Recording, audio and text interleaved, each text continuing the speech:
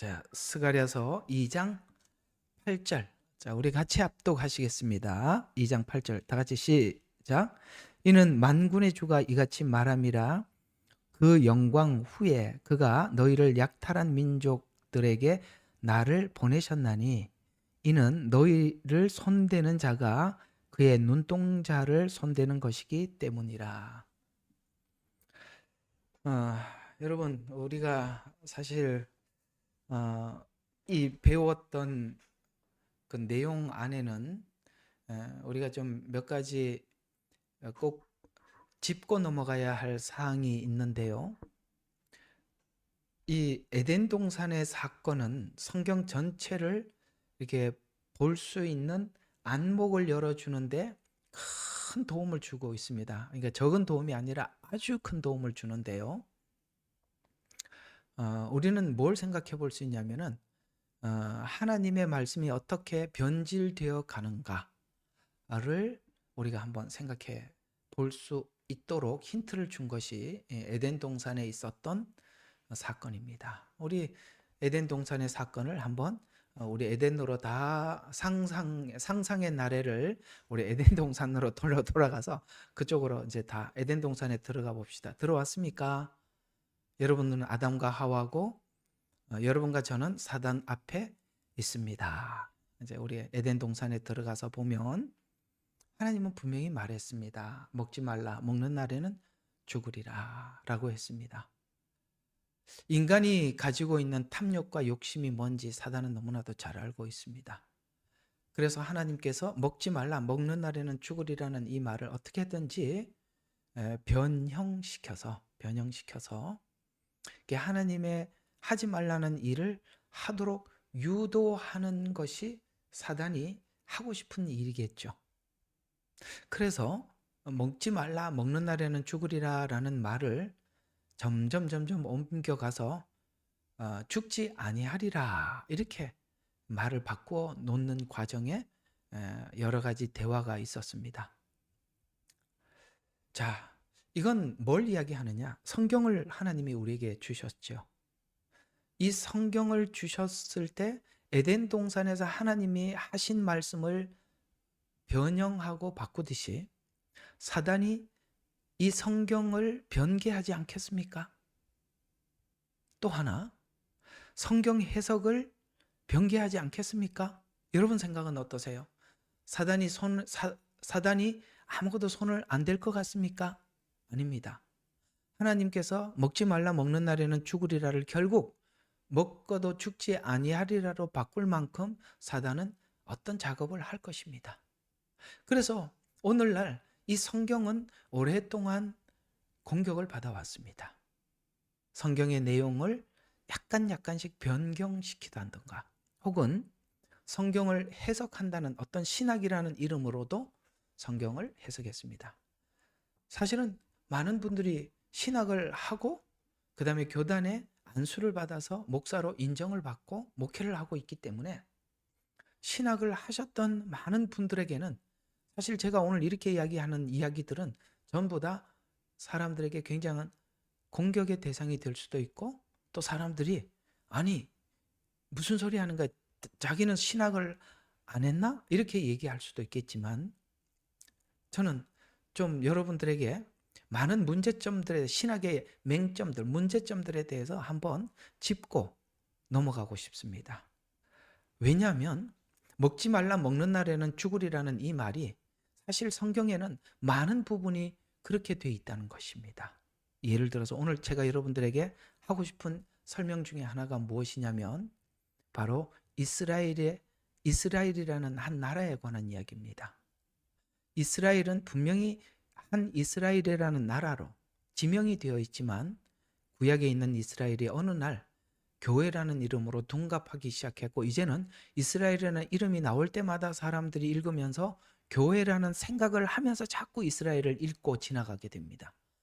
그러나 성경은 이 이스라엘은 변치 않는 이스라엘로 여전히 남아 있습니다. 이스라엘은 지금 하나님께서 하신 수많은 약속이 성취되는 과정 속에 있는데 사람들이 그걸 보지 못하는 이유는 이스라엘이 뭔가 다른 이름으로 변개돼 교회라는 이름으로 변개되어 있기 때문에 그렇습니다. 그래서 우리는 지금 사람들이 대체 신학이라는 것으로 이스라엘이 변개되어 있다는 것을 우리가 많이 배워왔습니다. 그래서 오늘은 이 문제를 꼭 짚고 넘어가고 싶은데, 결국에는 오늘 이 문제를 가지고 여러분들과 함께 나누다 보면 마태복음 25장에 나와 있는 양과 염소의 비유가 무엇인지를 잘 결론 내릴 수 있게 될 것입니다. 양과 염소는 누구냐 이거죠. 자, 그 부분까지 오늘 한번 짚어 가보려고 하는 것입니다. 자, 그러면 오늘 이 스가랴서 2장 8절에 보면 이스라엘은 내 눈동자라 이렇게 말씀하신 이 말씀을 가지고 우리가 한번 하나하나 풀어서, 오늘 제가 여러분들에게 이 말씀을 풀어서 여러분들에게 이해를 시켜 드릴 테니까 여러분들도 저를 잘 따라와 주시면 고맙겠습니다. 자, 이스라엘의 중요성은, 이스라엘은 곧 하나님이라는 말은 우리 창세기 12장 3절, 그러니까 요 아는 거는 그냥 좀 지나가겠습니다. 빨리빨리 지나갈 테니까. 여러분, 하나님께서 아브라함을 만나셔서 말씀하시죠. 너를 축복하는 자를 축복하고 저주하는 자를 저주할 것이다. 분명히 그렇게 말했습니다. 자, 여기서 누구를요? 너를. 요걸 잘 기억해 두시기 바랍니다. 이 너를은 이스라엘로 넘어가는 것입니다. 왜요? 이스라엘의 태동은 바로 아브라함이 시조이기 때문에 그렇습니다. 그래서 너를 축복하는 자 축복하고 저주하는 자 저주한다는 이 말은 아브라함이 구원받은 형식대로 구원받은 자가 축복을 받게 되고, 아브라함 형식대로 받지 않는 다른 논리를 가지고 구원을 설명하는 자 저주를 받는다는 뜻이 되는 것입니다. 일단은 이거는 여러분들이 이해가 되든 안 되든 무조건 받아들여 놓고 그냥 딱 목사님 그렇게 말씀하시는 확고하고 분명한 걸 말씀하셨다라고 받아들여 놓고 하세요. 이건 캐션 마크 붙이면 안 돼요. 화면 켠 사람은 고개를 끄덕일 것. 이건 캐션 붙이면 안 돼요.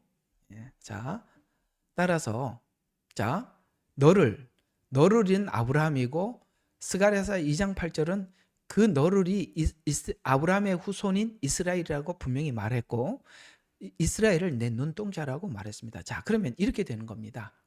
따라서 하나님을 사랑하는 자는 이스라엘과 연합하게 되어 있다라고 말씀하고 있는 것입니다. 자, 하나님과 연합된, 정상적인 연합이 된 자들은 이스라엘과 연합되어 있답니다. 자, 이 증거가 나중에 이제 끝에 가서 나올 겁니다. 양과 염소의 비유에서 잘 나타나 있으니 그때 마태복음 25장 가서 설명하기로 하고, 자, 그러면 여기에 몇 가지 우리가 풀어야 될 것이 있습니다. 자, 우리 마태복음 25장으로 가서 한번 살펴보고 지나가는 게 좋을 것 같습니다. 자, 마태복음 25장 함께 보도록 하겠습니다. 자, 여기 보면 한번 대략 읽어보도록 하겠습니다. 대략 읽어보면 이렇게 이런 말씀이 쭉 나오지요. 자, 대략 읽어보면 31절 보십시오. 인자가 그의 영광 중에 오고, 예수님께서 지상 재림한 걸 이야기하는 겁니다. 영광 중에 오셨다는 것은 지상 재림을 이야기하는 겁니다. 이 시점은 지상 재림입니다. 그 다음에 또 거룩한 천사들이 그와 함께 오면, 천사들과 나팔 소리와 함께 온다고 그랬습니다. 그래서 천사들과 함께 왔다. 자, 다 뭐 하자가 없지요? 이렇게 정상적으로 해석을 하면 막힘이 없어야 돼요. 아셨어요? 천사들이 오고 이 말도 그냥 패스하고 파스하고 그러면 안 된다 이 말입니다. 모든 정상적으로 풀면 여기 하나도 하자가 없어요. 그 다음에 오면 그때에 그가 영광의 보좌에 앉으리. 이게 뭐죠? 백보자 심판입니다. 자, 그러면서 이제 그 앞에 모든 민족들을 모아놨다라고 말하면 이스라엘 이외의 민족을 이야기하는 겁니다. 정리가 되셨죠? 모든 민족. 자, 목자가 양들을 염소를 갈라내듯이 서로, 이거는 이스라엘 풍습을 이해하면 됩니다. 저녁에 해가 지고 우리에 들어갈 때는 양은 양 우리에, 염소는 염소 우리에 목동이 나눕니다. 하나님께서 나누겠다는 것입니다.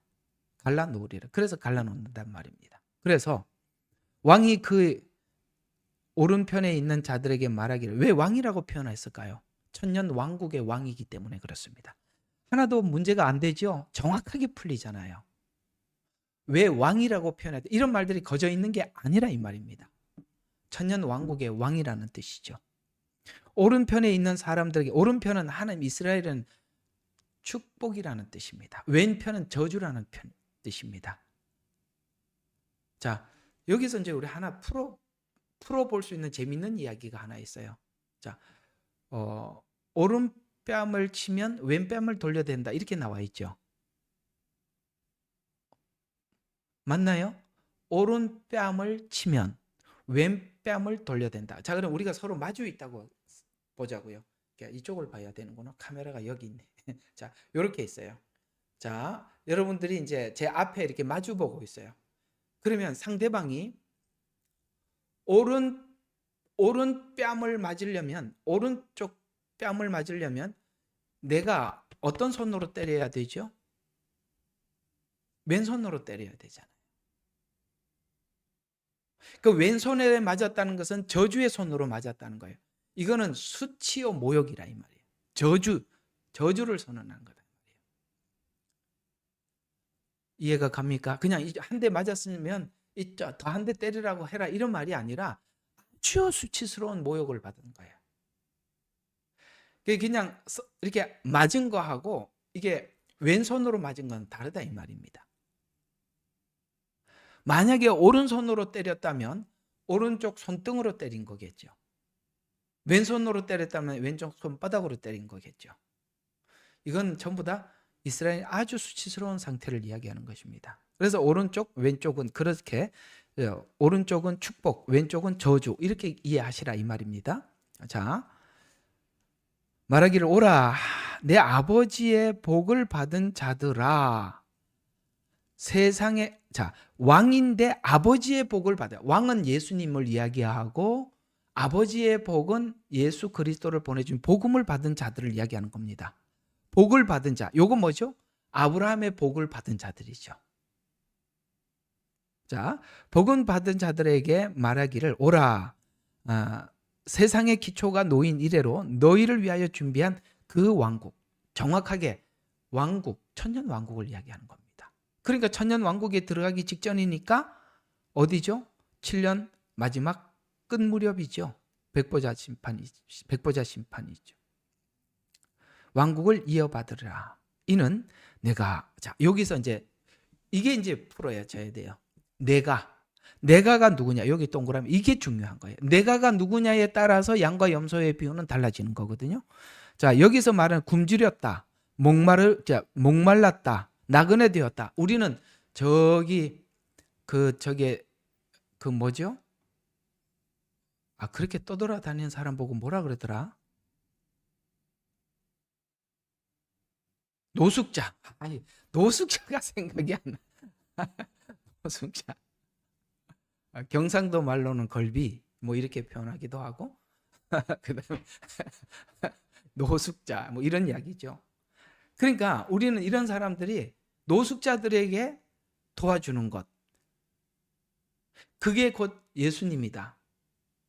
아브라함이 천사를 나그네를 대접하듯이 이렇게 해가지고 이제 그런 구제하는 일을 하는데, 여기 본문은 노숙자를 이야기하는 게 아니라는 걸 볼 수 있어요. 자, 보세요. 내가 굶주렸을 때 목마른 것을 너희가 먹을 것을 주었고, 내가 목마를 때 마실 것을 주었고, 내가 나그네 되었을 때 대접하였고, 내가 헐벗었을 때, 병들었을 때, 감옥에 갇혔을 때. 이거 언제 있는 일이죠? 이스라엘 백성들이 7년 중에 고난을 당하면서 겪었던 수많은 상황들을 기록한 겁니다. 왜요? 7년 환난을 보내면서 이스라엘은 구원을 받거든요. 그래서 이스라엘의 이 고난에 우리가 접붙여 있는, 아까 그랬잖아요, 함께 되어 있다 그랬잖아요. 연합되어 있다 그랬잖아요. 연합되어 있는 우리들은 이스라엘이 마지막에 이 환난을 통해서 구원을 받는 과정 속에서 굶주리고 목마르고 헐벗었고 병들고 감옥에 갇힌 이 상태를 내버려 두지 않는다. 왜요? 그들은 원 가지고 우리는 접붙임을 받은 자로서 하나됨에 대해서 우리가 같은 느낌을 갖는다는 거예요. 그래서 보세요. 갇혔을 때 와주었으면 그때 의인들이 주께 대답하기를, 의인이 뭐예요? 이스라엘을 통해서 복음을 받아들이고 복음을 받아들여서 우리가 하나님 앞에 구원받아 의인이 됐잖아요. 의인들이 말씀하기를, 자 보세요. 주여, 언제 우리가 굶주린 것을 보고 잡수실 것을 드렸고 목마를 때 마실 것을 주셨고 언제 이런 말들이 나와요. 언제? 자, 한번 봐요. 이 말에 특징이 있어요. 언제 그런 일을 했는지 모르는 이유는 뭘까요? 여러분들이 뭔가를 하고도 잊어버리는 경우가 어떤 경우죠? 예를 들어서 이런 경우를 한번 생각해 봅시다. 여러분들이 자녀를 키우면서 사랑하는 사람들을 위해서, 우리가 뭔가를 사랑하는 사람들을 위해서 뭔가를 열심히 뭔가를 하고 있어요. 근데 내가 정말 사랑하는 사람을 위해서 했던 수많은 일들이, 오늘은 이 사람이 내가 사랑하는 사람, 그 사람에게 오늘 아침을 해줬고, 아침에는 반찬을 뭘 했고, 점심 때는 뭐를 했고, 저녁에는 옷을 빨고 뭘 하고, 여러분들 일일이 기억 하나 해요, 안 해요? 기억 하나도 못 하죠. 화면을 열은 사람들은 대답을 하라고 열어요. 다시. 여러분들이 정말 사랑하는 자녀나 사랑하는 사람들을 위해서 한 게 기억이 나요, 안 나요? 안 납니다. 하나 된 사람들은 우리가 뭔가를 하고도 기억이 안 나는 거예요.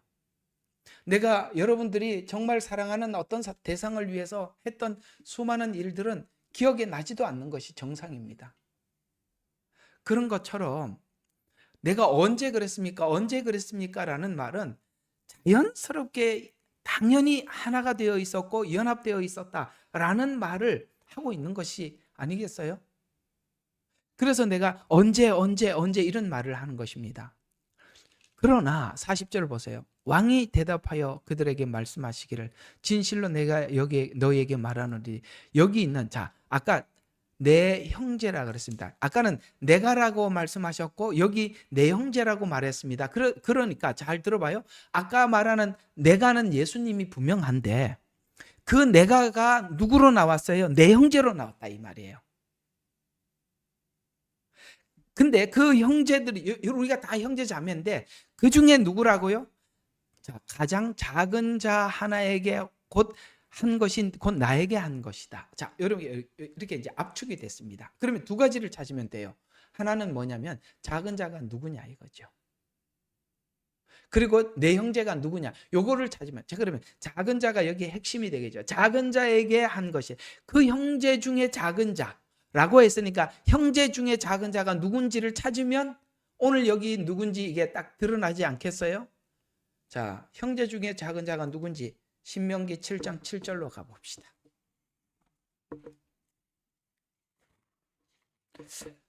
오늘 제가 여러분들에게 말씀드리는 이 내용을 잘 따라오셔야 돼요. 왜요? 이런 걸 가지고 함정을 엄청나게 많이 파놨거든요. 여러분들이 진리를 알면 거짓말 금방 구분합니다. 자, 작은 자가 누군지 7장 7절 누가 먼저 찾으신 분 한번 읽어봐 주시겠어요?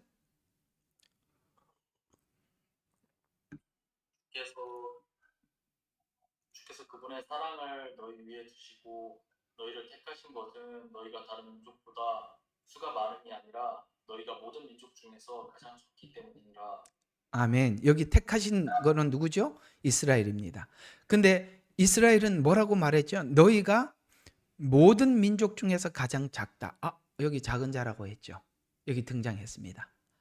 그래서 너희는 이스라엘이고 적기 때문이라고 했으면 분명히 오늘 여기 말하는 작은 자와 연결이 되지요. 한 군데 더 볼까요? 마태복음 10장입니다. 40절에서 42절.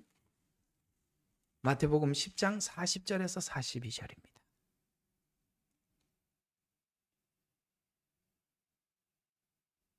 제가 읽어요? 예. 너희를 영접하는 사람은 곧 나를 영접하는 것이며 또 나를 영접하는 사람은 곧 나를 보내실 분을 영접하는 것이라. 선지자의 이름으로 선지자를 영접하는 사람은 선지자의 상을 받을 것이요 의인의 이름으로 의인을 영접하는 사람은 의인의 상을 받을 것이라. 또 누구든지 제자의 이름으로 이 작은 자들 중 하나에게 마실 냉수 한 잔이라도 주면 진실로 내가 너희에게 말하노니 그는 결코 자기 상을 잃지 아니하리라 하시더라. 아멘. 자, 여기 보세요. 너희를 여기서 말하는 너희는 누구죠?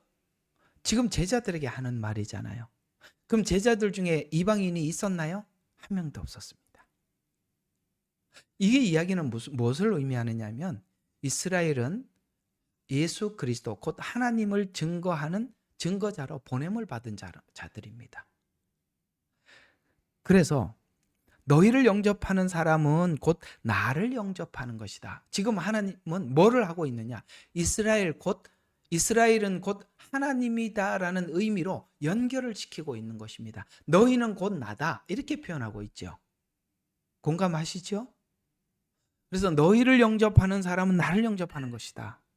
또 나를 영접하는 사람은 곧 나 보내신 분을 영접하는 거야. 하나님을 영접하는 것이다. 이렇게 연결을 시켜가고 있습니다. 선지자 이름으로 선지자를 영접하는 사람은 선지자상을 받는다는, 선지자는 뭡니까? 구약에 있는 사람들이에요. 이 구약 선지자는 이방인이 아무도 없었습니다. 전부 다 이스라엘이죠. 그 다음에 의인의 이름으로 의인을 영접하는 사람은 의인의 상을 받는다라고 말씀하고 있습니다. 결국 이 의인이라는 것은 복음이 전파되고 복음을 영접한 자들이 의인이 되지 않겠습니까?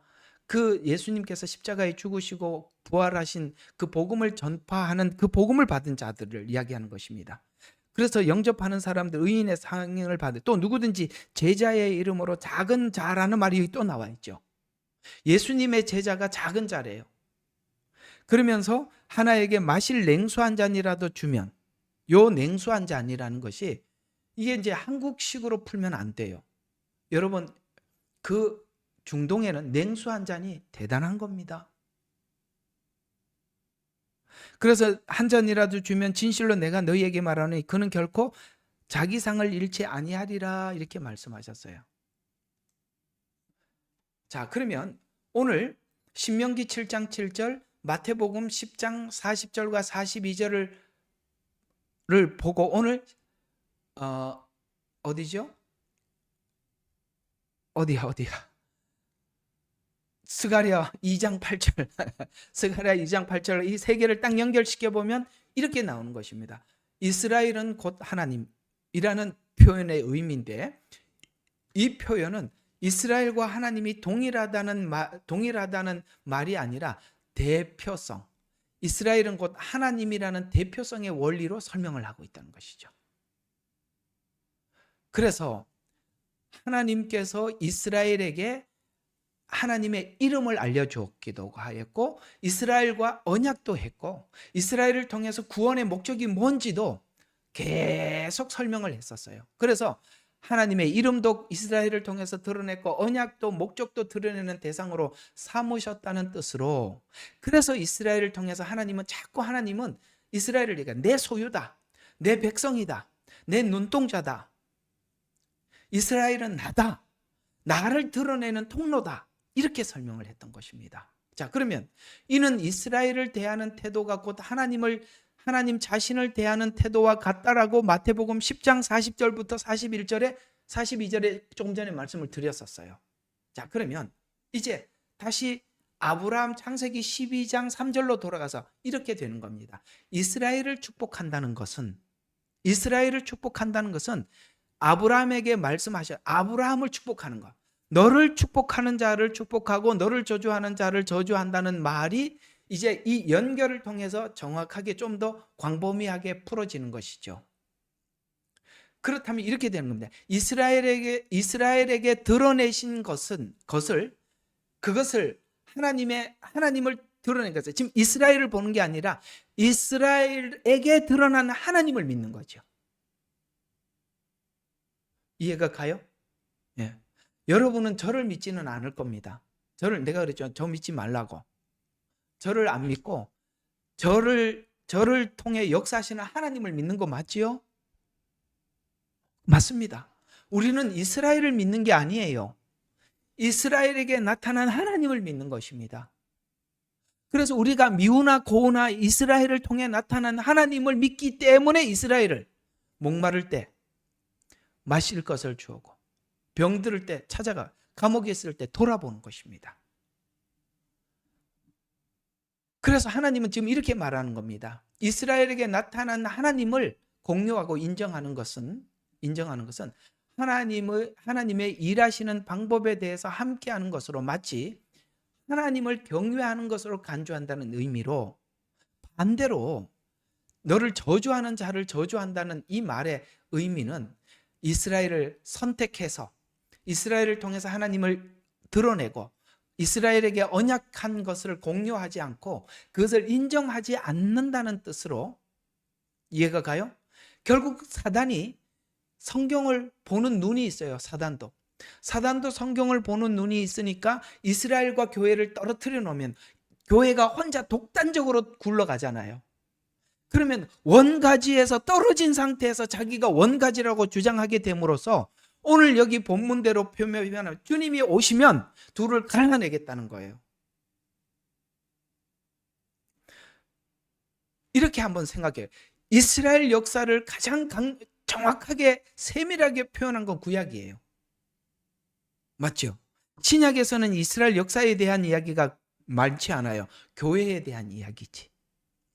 그래서 이스라엘을 버리게 됨으로 인해서 구약 속에 나타나 있는 하나님과 신약에 있는 하나님을 연결을 시키는 일을 근본적으로 차단시켜 버렸어요. 사단이 이 일을 안 할 리가 없지요. 아까 말했죠. 에덴 동산에서 먹지 말라 먹는 날에는 죽으리라를 결국은 바꿔놨습니다. 먹어도 죽지 아니하리라로 바꿔놨기 때문에 먹은 겁니다. 이스라엘 없이도 구원을 받을 수 있다라고 했기 때문에 교회가 혼자 저렇게 떠들어대는 겁니다. 그러나 성경의 원리는 분명히 그렇지 않습니다. 그래서 반유대주의, 반이스라엘, 알리야 이런 거에 대해서 부정하는 사람들은 하나님과 관계가 없다라고 성경대로 표현하면 그렇게 말할 수 있어요. 왜? 성경이 그렇게 말을 하고 있습니다. 성경이 그렇게 말을 했는데도 나는 안 믿겠다 그러면 할 수 없는 거고, 성경이 그렇게 말했다는 말까지는 해야 되겠다 이 말입니다. 됐죠? 그래서 이스라엘을 눈동자라고 말할 정도까지라는 말은 왜 눈동자라고 굳이 말했느냐? 여러분 우리 육체 중에서 가장 민감한 곳이 눈동자입니다. 그런 말이 있어요. 우리 몸 전체의 값을 매기면 눈이 90이래요. 눈이 90이래요. 그러니까 안 보이면 할 수 있는 게 거의 없어요. 그죠? 그러니 밤에 불 꺼놓고 휴대폰 보고 그러면 실명됩니다. 루아 알았지? 불 꺼놓고 그런 거 휴대폰 보면 안 돼. 눈이 90이래요. 그렇듯이 눈동자는 민감하고 보호받아야 하며 손대는 즉시 반응이 일어나는 부위로 이스라엘을 향한 반응에 따라서 이스라엘을 어떻게 대하느냐에 따라서, 왜냐하면 내 눈동자는 이스라엘은 나라고 이야기한단 말이에요. 이스라엘을 대하는 것은 곧 하나님을 대하는 태도와 같다라고 말을 하셔서 이스라엘을 향한 반응에 따라서 즉각적 반응으로 나타난다. 왜요? 성경을 보면 이스라엘을 어떻게 했느냐에 따라서 그 나라가 왕성하기도 하고 이스라엘을 손을 댔다 다 망했다 이 말입니다. 느부갓네살 왕이 보았던 이 제국들은 이스라엘을 손댔다가 전부 다 망했어요.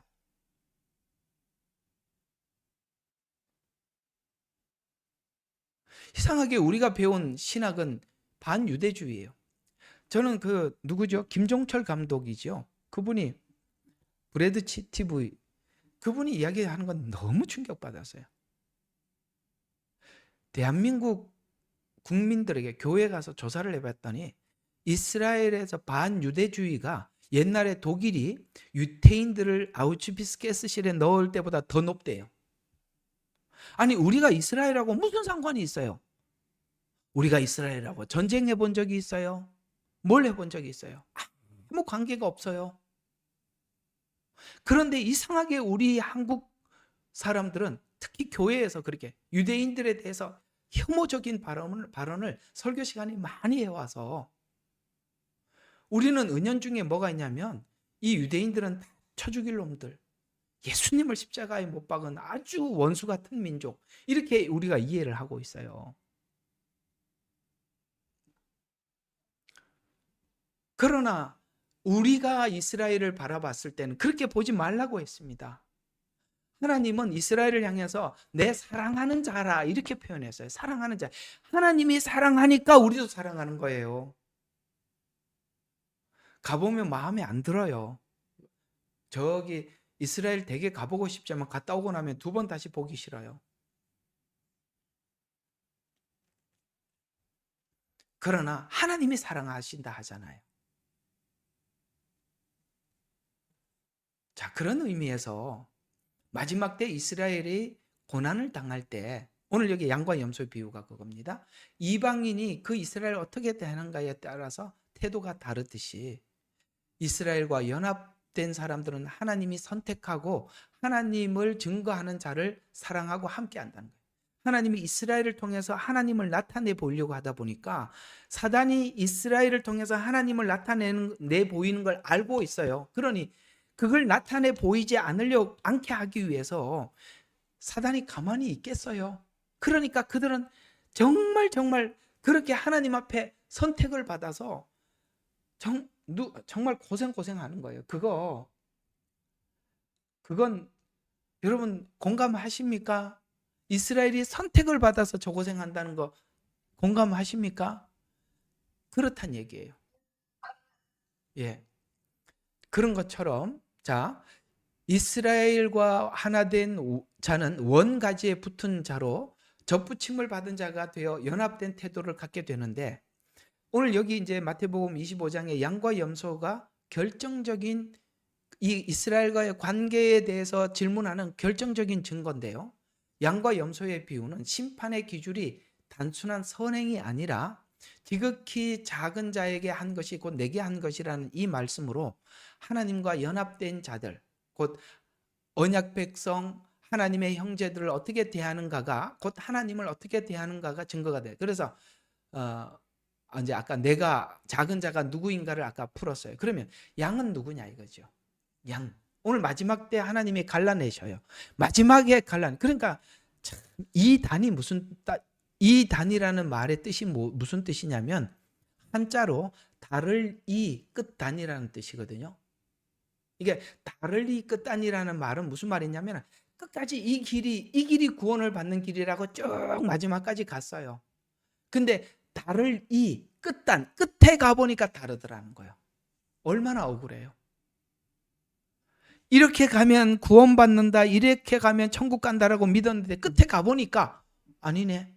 그럼 중간에 알면 기회라도 있지. 끝에 가보니까 아니라. 그래서 이단이 그래서 무서운 거예요. 마지막 백보자 심판 앞에까지 가는 그 순간까지 모른다 이 말이에요.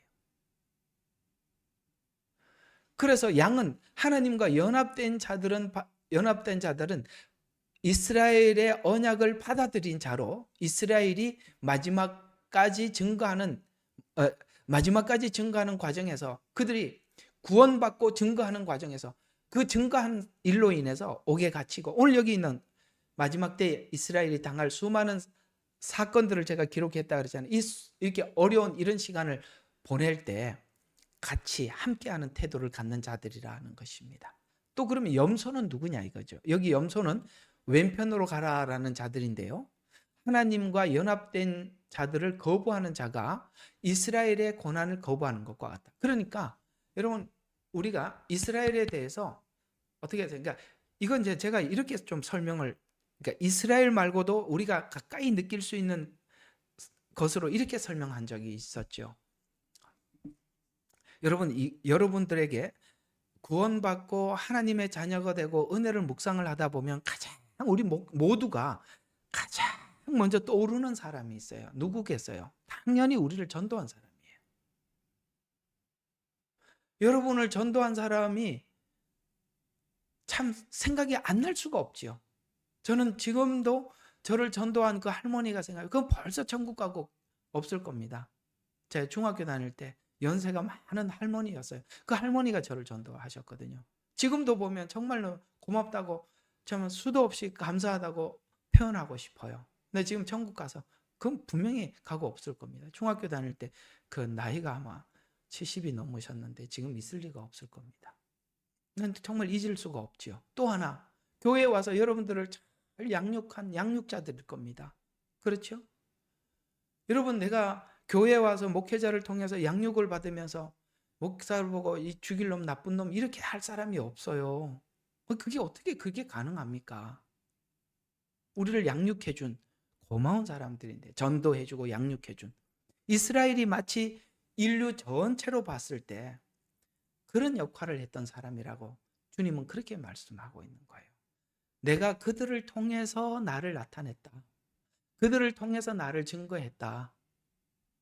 그들이 이방인을 좋아하든 싫어하든 상관없이 하나님은 이스라엘을 통해서 온 인류에게 그걸 증거하다 보니 사단의 표적이 되었다. 공격 대상이 되었다. 그들이 그래서 수많은 고초를 겪었다. 1차 세계대전, 2차 세계대전, 세계대전, 여러분 그 옛날에 십자군 전쟁이 전부 다 보세요. 전부 다 유대인들을 표적으로 했던 거예요. 역사를 잘 보세요. 그게 전부 다 유대인의 표적이에요.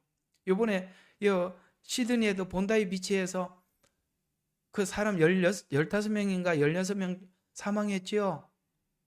한우카 수전절을 지키기 위해서 그때 촛불을 하루, 내일 두 번째, 세 번째 이렇게 켜려고 첫째 그 계시하는 날 표적이 돼서 그랬던 거예요. 다 지구 어디를 가도 이상하게 유대인들은 미움을 받아요. 근데 그 사람들이 뭐 그렇게 미움을 받을 사람들도 아니에요. 왜 그랬을까요? 영적 문제라는 거예요. 하나님이 그들을 통해서 하나님을 드러내니까 사단이 가장 싫어하는 존재가 돼버린 거예요. 그래서 그들이 그 고통을 당하는 것입니다. 그들의 수고와 고통에 대해서 우리가 함께 공유하는 것입니다. 그게 당연한 것이죠. 염소는 바로 이 부분에 대해서 떨어져 있는 사람들입니다. 다른 사람들이라는 것이죠. 그래서 오늘 여기 정리를 쭉 해보면 축복하는 자는 축복을 받는다는 것은 양에 속한 자들을 이야기하는 것입니다. 그들은 이스라엘과 하나님 관계를 잘 알기 때문이고 접붙임을 받아서 구원을 받았다는 것을 아는 자들이 양의 계열에 있는 자들로 축복받은 자들이고, 아브라함에게 말씀하여 저주받는 자는 저주를 받는, 이건 오늘 여기 양과 염소에 보면 염소를 이야기하는 것입니다. 그래서 지금 우리가 설명하고 있는 구약에서 나오는 수많은 이야기들을 자꾸 이스라엘이라는 교훈을 가지고, 물론 그렇게 이스라엘은 하나의 교회 공동체로 예를 들 수는 있어요. 그러나 본질적으로 복음은 제대로 설명을 해놓고 그건 후차적으로 설명을 해야지, 그걸 추가돼서 있으니까 전부 다 교회가 돼버리니까 도대체 구속사적인 메시지를 전할 수가 없어요.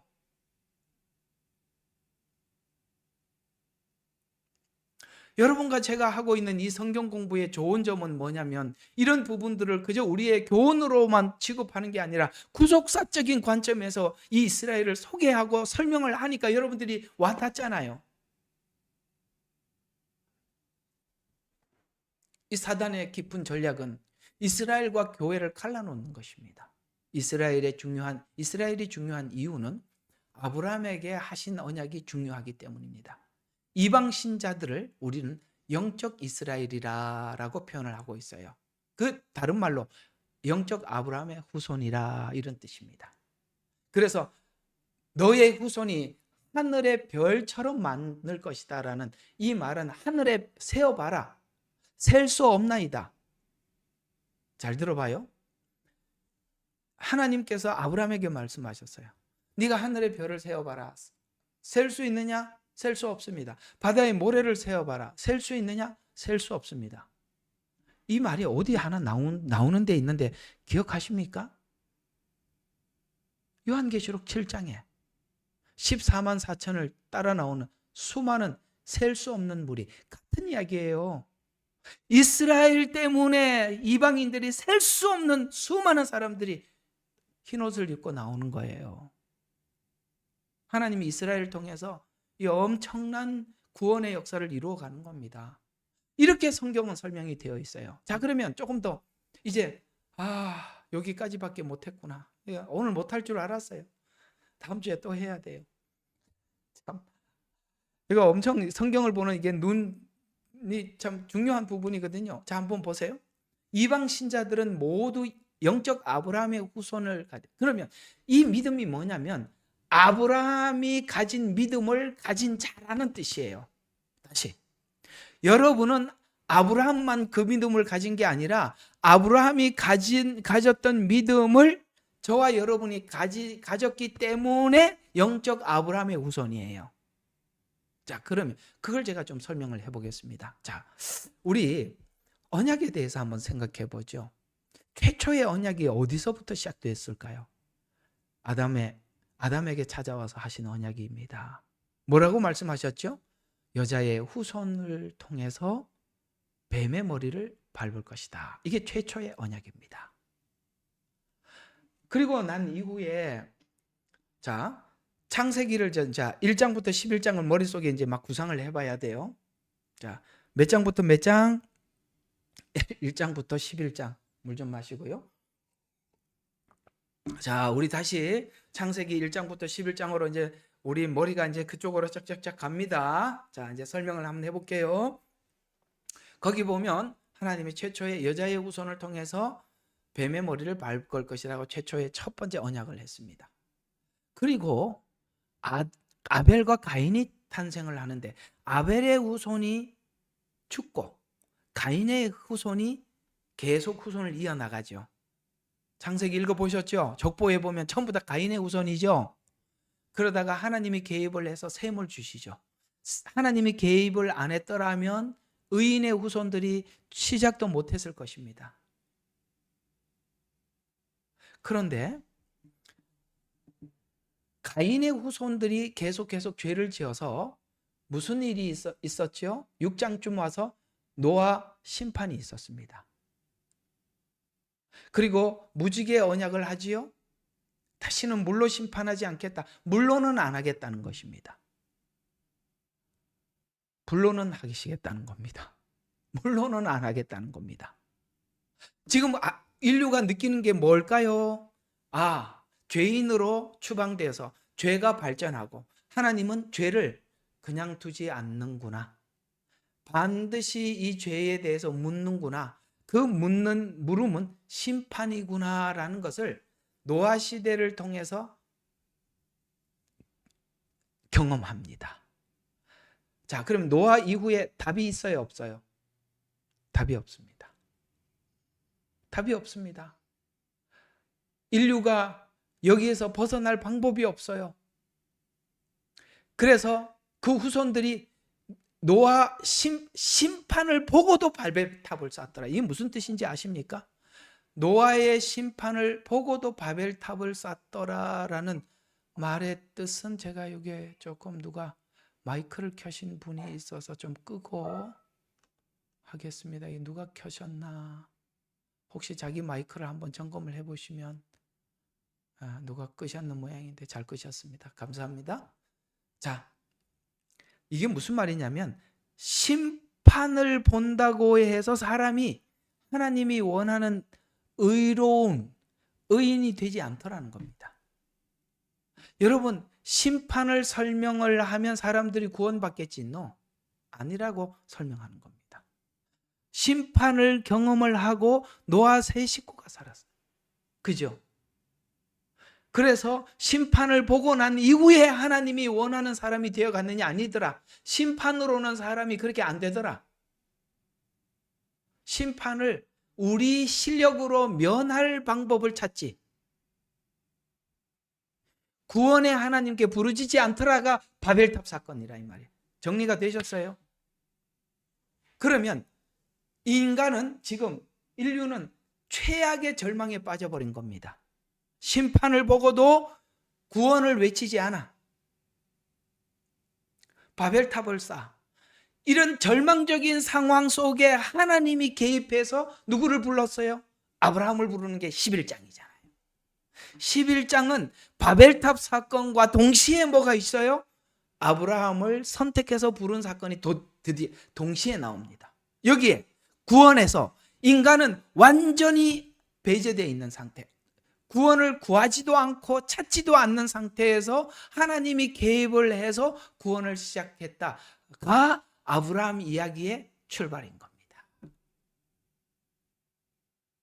그리고 하나님은 아브라함에게 일방적으로 언약을 하셨죠. 일방적인 언약. 쌍방 언약이 아니에요. 일방적인 언약이에요. 그래서 창세기에 보면 여러 심판이 나와요. 아담의 심판, 추방. 노아의 심판, 뭐예요? 물로 멸망. 맞지요? 그 다음에 바벨탑, 흩어버림. 그렇죠? 언어를 혼잡 깨서 흩었어요. 그리고 놀랍게 소돔과 고모라 사건은 앞에 있던 심판과 뭔가 달라요. 구원이 있었어요. 어떤 형태의 구원인지가 한번 볼까요? 창세기 6장에 나오는 방주 사건은 나중에 따로 설명을 할 테니까 거기다 그러면 그건 뭐야? 이렇게 생각하면 지금 오늘 저를 못 따라오는 거니까 6장에서 빨리 넘어서 19장으로 갑시다.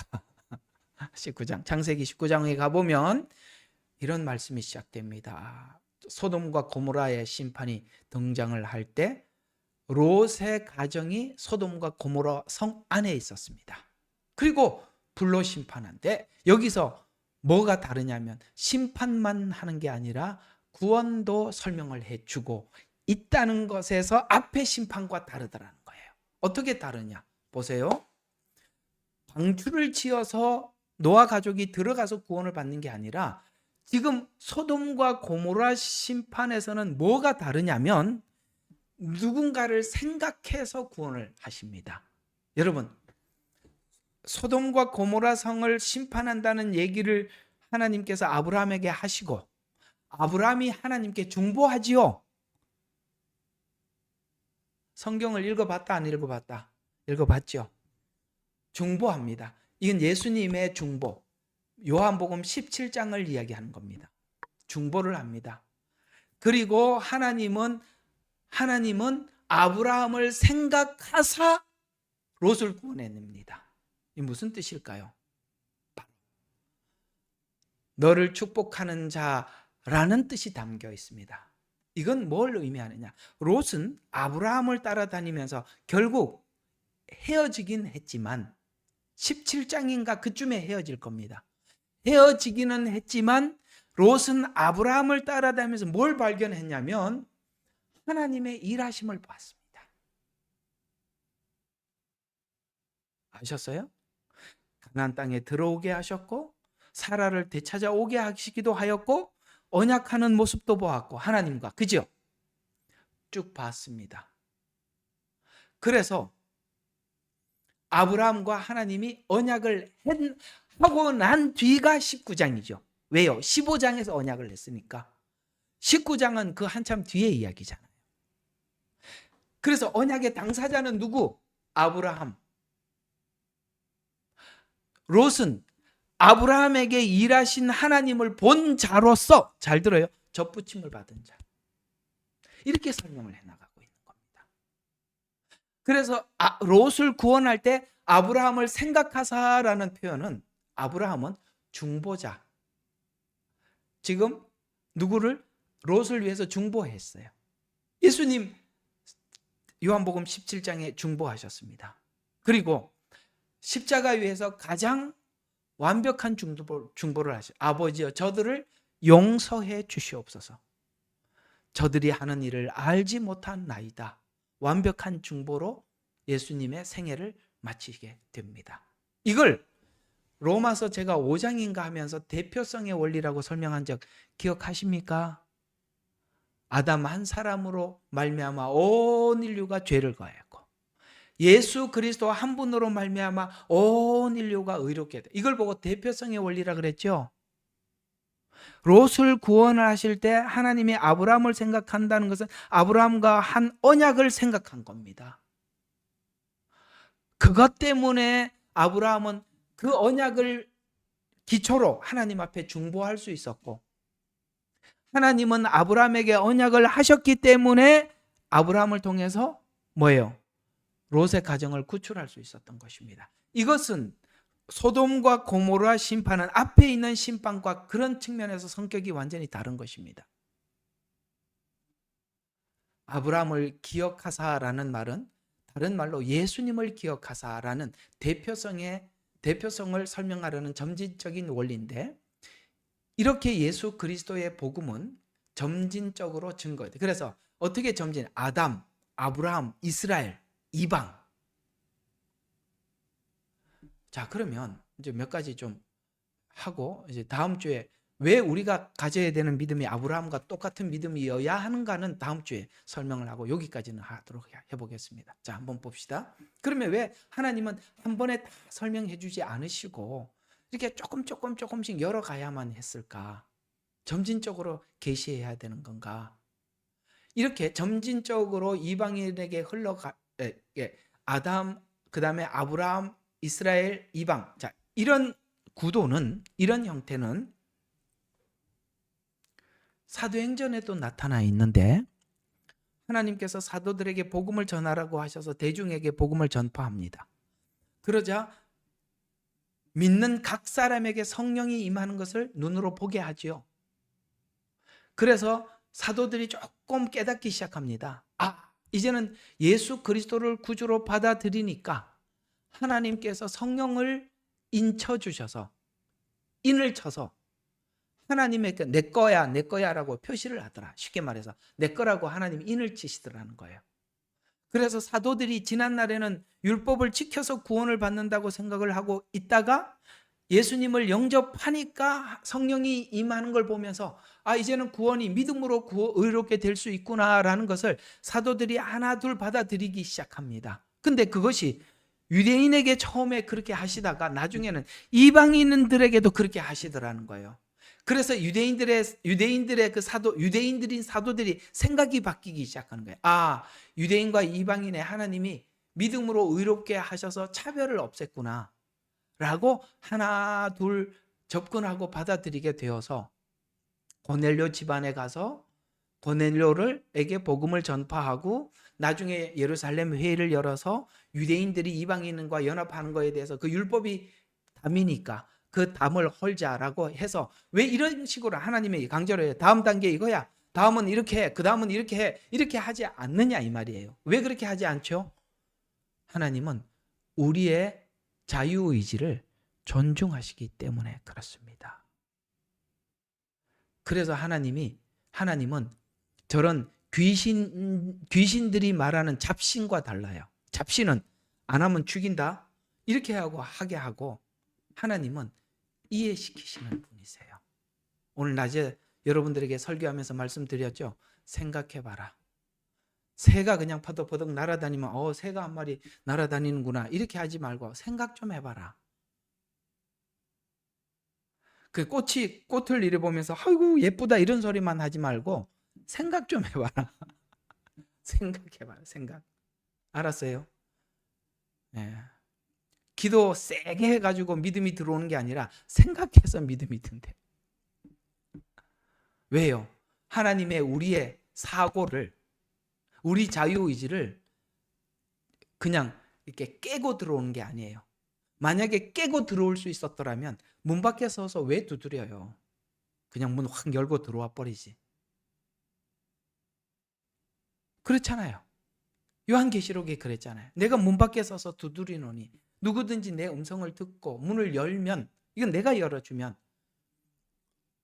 그렇게 말씀하고 있는 것이지 않습니까? 이렇게 하나님은 우리 모두에게 그렇게 강제적으로 뭔가를 하시는 분이 아니라 이렇게 이해시키는 하나님입니다. 그래서 점진적으로. 그래서 이방인에게 흘러가려면 이스라엘이 흩어져야 하고, 이스라엘이 흩어져 이 복음이 땅 끝까지 전파. 그래서 저번에 말씀드렸죠. 스가랴에서 이 제국들이 다 공통적으로 뭘 했다고요? 이스라엘을 흩는 작업을 했다 그랬지 않습니까? 그래서 마지막 때 하나님께서 이스라엘을 모아놓고 온 세계에, 그래서 이 지구상에 있는 모든 사람들은 이스라엘은 하나님이 주관하는 나라라는 걸 모르는 사람이 없어요. 그러면 왜 그렇게 점진적으로 예언을 해야 했나? 예언이 점진적이어야 하는 이유는 하나님의 뜻을 동시에 설명하면 인류는 그 뜻을 한 번에 이해할 능력이 없어요. 여러분에게도 인생을 쭉 되돌아보면 하나님께서 요만큼 인도해놓고 하나님 여기가 어디예요? 왜 일로 데리고 왔어요? 하나님이 여기 오게 했습니까? 라고 물으면 하나님이 가르쳐 주죠. 그 다음 단계 하나님 또 이렇게 몰고 가요. 그러면 여기 가서 하나님이 왜 여기는 또 왜 데리고 왔대요? 라고 물어보면 하나님이 가르쳐요. 점진적.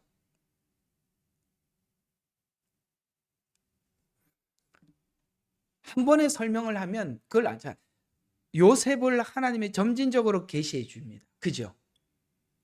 꿈을 꿨어요. 형들이 절을 해. 하늘의 별이 절을 해.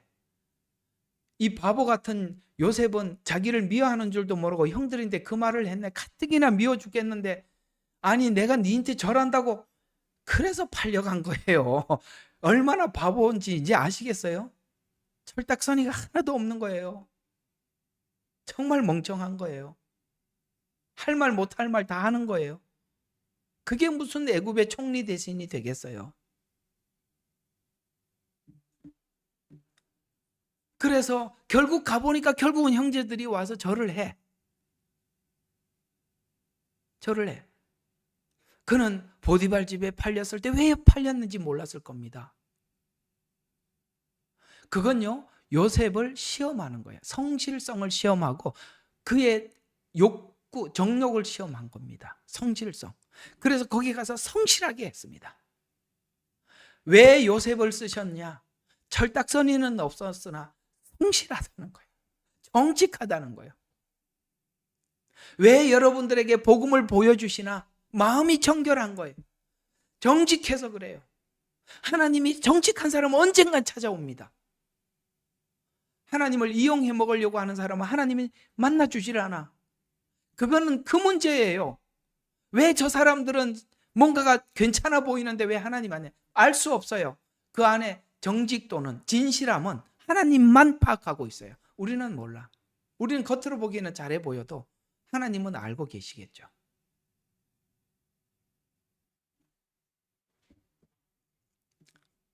그래서 예언은 점진성을 갖는데, 그래서 이 예언의 점진성을 이렇게 설명을 하고 있어요. 자주 말씀드렸던 거. 우리 한번 히브리서 1장 1절과 2절. 어차피 조금은 더 해야 돼요. 다 해야 되니까. 자, 히브리서 1장 1절에서 2절. 자주 언급했던 성경 구절이기도 합니다. 자, 누가 찾은 분 있으면 좀 읽어 주시겠어요? 1장 1절에서 2절. 예. 너는 선지자들을 통하여 조상들에게 여러 번에 걸쳐 다양한 방법으로 말씀하신 하나님께서 이 마지막 날들에 그의 아들을 통하여 우리에게 말씀하셨으니 이 아들을 만물의 상속자로 세우시고 또 그를 통하여 그분께서 세상들을 지으셨느니라. 아멘. 아멘. 자, 전에는, 그 다음에 마지막 날들에 이렇게 따로 나오잖아요. 1절과 2절이 다르잖아요. 전에는 구약입니다. 지금은 신약입니다. 이제 이해가 갑니까? 구약이 있었기 때문에 신약이 빛이 나죠. 예언이 있었기 때문에 성취가 확인이 되죠. 그림자가 있었기 때문에 형상이 왔을 때 발견을 하듯이, 전에는 하나님께서 선지자들을 통해서, 선지자는 그러니까 미래의 일을 말하는 자, 그들을 통해서 예수님을 소개했다가 이제는 예수님이 와서 우리에게 내놓음으로써 알더라. 근데 희한하죠. 왔는데 아무도 몰라. 할 말이 많지만 그거 하면 또 시간이 너무 지나가니까. 자, 그래서 또 하나님이 우리가 잘한 만큼 가르쳐 준대요. 성숙한 만큼. 자, 5장 13절과 14절, 히브리서 5장 13, 14절. 젖을 사용하는 자는 누구나 의의 말씀을 말씀에 능숙하지 못하나니 이는 그가 악이기 때문이요. 단단한 식물은 장성한 사람의 것이니 그들은 그의 말씀을 사용함으로써 감각으로 단련하여 선악을 분별하라. 그러니까 젖을 먹을 때가 있고 단단한 음식을 먹을 때가 있다. 이렇게 말씀하고 있죠. 여러분, 우리가 갑자기 단단한 음식을 먹을 만큼 자라지 않습니다. 나는 어떤 말씀이든지 소화할 수 있다. 그렇지 않습니다. 다 때가 있는 겁니다. 고린도전서 3장 1절과 2절도 바울이 한 그 말이에요. 내가 너희들이 단단한 음식을 먹일 수 없어서 저주로 먹였다 라고 말씀하고 있는 겁니다. 우리가 성숙하려면 단단한 음식을 먹어야 되는데 단단한 음식을 먹어야 될 때 젖을 주는 교회에서는 우리가 힘든 거예요. 저는 교회를 옮기는 거에 대해서 찬성하는 사람입니다. 어떤 측면에서 찬성을 하느냐면 어떤 교회는 젖을 주는 교회가 있는데 어떤 성도들의 수준은 단단한 음식을 먹어야 될 때 계속 젖을 주면 투정을 할 수밖에 없어요. 그거 이상한 게 아니에요. 아니 6살 7살 먹은 애가 계속 젖이나 먹고 살으라 그러면 걔가 그거 먹고 어떻게 살겠어요? 밥을 먹어야죠. 다 하나님께서 먹어야 되는 시기가 있는 거예요. 그래서 젖을 먹는 교회에서 나와서 단단한 음식을 먹는 교회로 옮기는 것을 인정을 해야 돼. 또 단단한 음식을 젖을 먹어야 될 사람이 단단한 음식을 먹는 사람이 젖을 먹으러 가는 교회를 옮기는 걸 뭐라 그러지도 말아야 돼. 맞지요? 예. 저는 이 교회 옮기는 게 긍정적이라고 생각합니다. 자, 그래서 점진적인 과정을 밟아서 하나님이 주신 믿음을 가진 아브라함의 믿음의 정상. 그래서 그 아브라함이 가졌던 22장의 그 정상의 축복이잖아요. 이삭을 드린 사건이에요. 이게. 거기에서 그렇게 해서 아브라함이 믿음을 가지고 하나님 앞에 드린 이렇게 믿음을 가진 자를 축복한다라는 뜻. 이게 그러니까 우리 모두가 이 자리에까지 가는 게 하나님이 원하는 믿음인데 이게 도대체 22장의 고백이 신앙 고백이 뭐냐는 다음 시간에